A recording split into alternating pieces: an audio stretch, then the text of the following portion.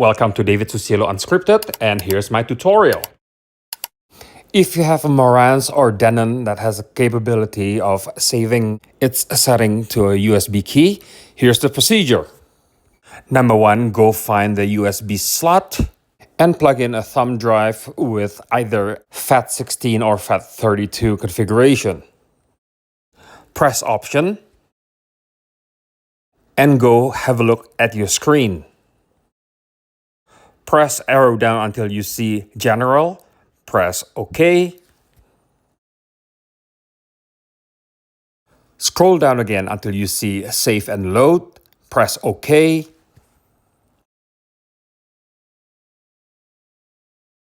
And from there, click Save Configuration.